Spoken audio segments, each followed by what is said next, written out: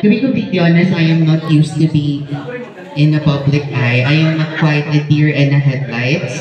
I am not used to be like this, but I don't have a choice since late June ko, due to some emergencies, I wasn't able to come on time. But this is not a valid reason para dili ko mag-talent karon.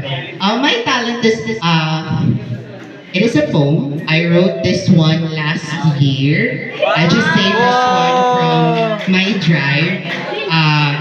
I hope you will like it. Not everyone will go in to translate this particular poem. This poem is dedicated to someone.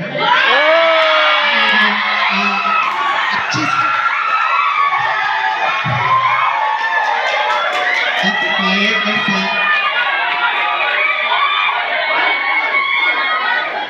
I prepared this one because, sa tinood lang, di na ko gusto mag-alungkat aning sa kanya.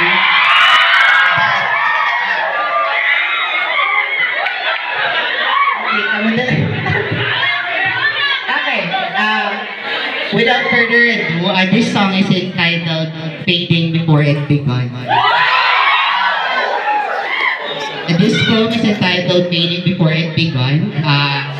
I hope it will translate. I will not going to go any further with this one. I wrote this one last year, if not mistaken, December 25, 2023 to be exact. And I just want to share this one to everyone because I don't have a choice since kailangan ako mag-talent. Okay. Fading before it begun, I spoke to you in whispered dreams, built castles high on quiet schemes. Each word you gave, I held so tight. A fleeting spark, my guiding light. I asked you once, I asked you twice, are you alone? You said it's nice. No chains, no ties, no love to claim. So why did my heart play your game? I painted hope in shades so bright, ignored the cracks, dismissed the night. I gaslit pain, I blurred the truth, convinced myself your love was proof.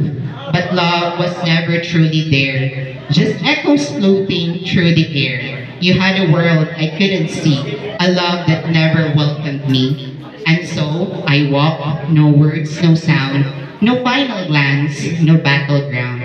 I wept in dark, but healed in light. A war once lost, now out of sight. The talking stage, a cruel disguise, a fleeting dream, a web of lies. Yet in the end, I found my way.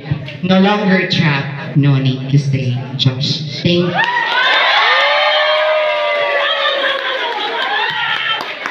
Naalang may gusto mabalaan. Dili na may mag-ask to be exact no kung kinsa na, but gusto na mo mabalaan kung naaba siya in these four corners of this classroom.